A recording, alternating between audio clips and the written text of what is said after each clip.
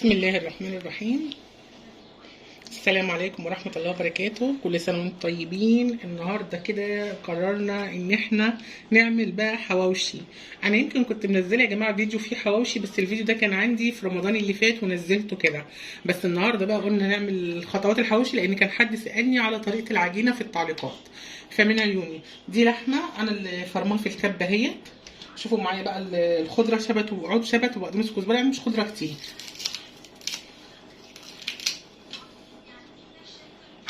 معايا هنا 4 فصوص توم او فصين توم اختياري، يعني عايزه تحطيهم حطيهم، مش عايزه طبعا. والمفروض يكون في قرن فلفل حامي، ما عنديش، فهنستعوض الفلفل بالفلفل الاسمر. هنحط هنا بصل، معايا 3 أو 4 بصلات. بسم الله. معانا هنا بقى ملح، فلفل اسمر، 7 بهارات، ودي بهارات حواوشي. كله مع بعضه كده. بسم الله.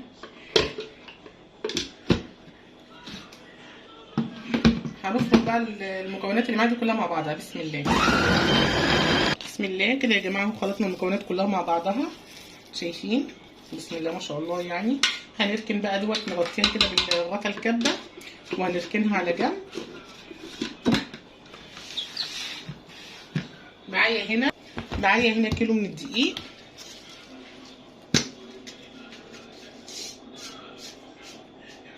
هنحط عليه شعرة ملح كده. بصوا بقى، انا بما ان عندي زبادي فهحط له زبادي. الزبادي بيخلي الحواوشي عجينته جميله جدا.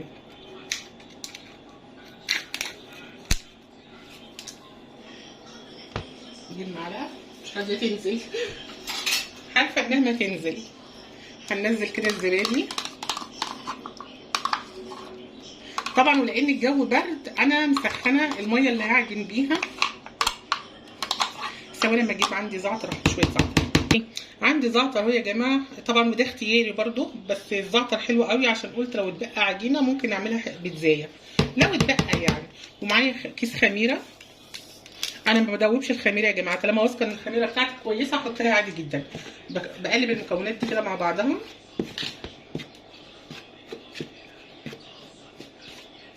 وزي ما قلت لكم لان الجو برد دفوا الميه شويه. لو الجو في الصيف انا ما بسخنش الميه، انا بعجن الحنفيه على طول.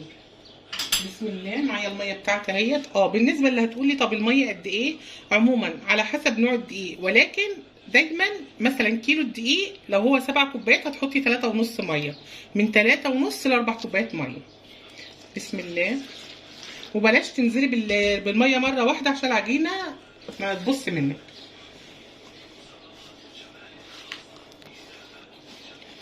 نسمي الله كده. وما ننساش بقى لايك وتشير ودعم للقناه. والاخت اللي كانت طالبه مني العجينه بتقولي مكونات العجينه ايه، هي دي مكونات العجينه، وهي دي نفس مكونات عجينه البيتزا يا حبيبتي، زي ما احنا شايفين كده. طبعا اهم حاجه نلتها كويس.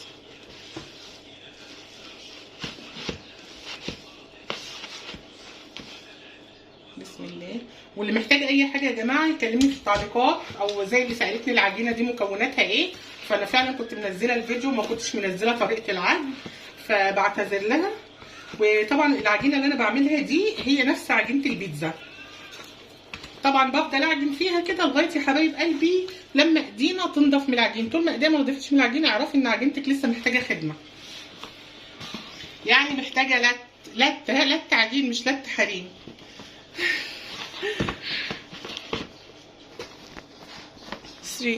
هي يا جماعه العجينه بتاعتنا الحمد لله خمرت اهي، وبنقطعها بالشكل ده كده. شايفين؟ بعملها كده، بلمها كده. بسم الله ما شاء الله. العجينه ما شاء الله ما شاء الله يعني. شايفين؟ هعمل كمان واحده اهي. شايفين؟ بعمل كده اهو كده، وبلم العجينه كده زي ما احنا شايفين كده. نكمل بقيه الكميه بتاعتنا. طبعا العيال عايزين بيتزايه فهنعمل لهم بيتزا برضه. بسم الله. بفرد كده يا جماعه العجين. طبعا بعد ما تقرصيه بتسيبيه يريح علشان يتفرد معاكي كويس. خلاص انا مستخدمه النشابه اهو.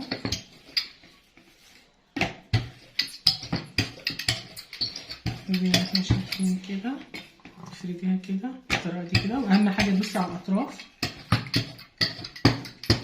طبعا انا بحب افرد اصلا بايدي، بس عشان الوقت طبعا احنا صايمين وعشان الوقت خلاص بدري. وعندي اللحمه هي بتحطها كده على طرف العجينه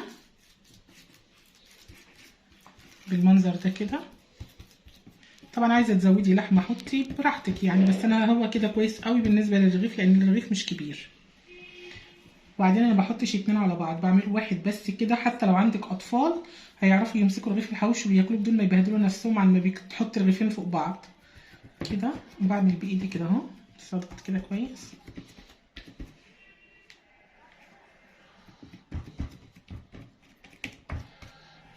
وبحطه في الصينيه اللي هتخش الفرن. بسم الله ما شاء الله، ده اللي انا عاملاه اهوت زي ما احنا شايفين كده. بسم الله. بصوا يا جماعه، دي بيضايه ماشي. لو عندك لبن حط شويه لبن معاها، بس انا ما عنديش لبن، فدي بيضايه مع شويه فلفل اسمر. هدهن بس وش انا ما كنتش بدهن وش الحواوشي يا جماعه لما كنت بعمل في الخبازه الكهرباء، لان كانت بتطلع لي الوش بتاعه تحفه. فلان هعمل في البوتاجاز مضطر ان انا اعمل كده. كمان لان عايزه احط على وشه حبه البركه، وعايزه احط كمان شويه سمسم. انا نقلته في الصاج ده لان الصاج ده اكبر، اخد اللي انا عاملاه كله، بدل ما ادخل الفرن على مرتين فيدخل مره واحده. زي ما انتم شايفين كده. معايا حبه البركه، طبعا بنرش شويه حبه البركه كده، ما نكترش. زي ما احنا شايفين كده، دي ما دهنتهاش وحطيت عليها مش مشكله. زي ما احنا شايفين كده. ومعاه سمسم برضو.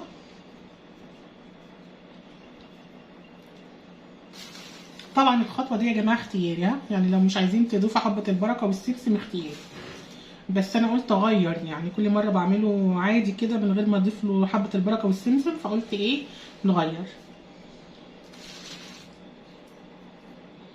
هكمل الكميه كلها وهدخله الفرن. بسم الله. طبعا انا اول مره اعمل في فرني اللي انا جايباه جديد الحواوشي، كنت دايما بعمله في الخبازه الكهرباء. بس بسم الله ما شاء الله طالع لونه تحفه، الكاميرا ظالمه المنظر بصراحه. بسم الله ما شاء الله، الله اكبر يعني.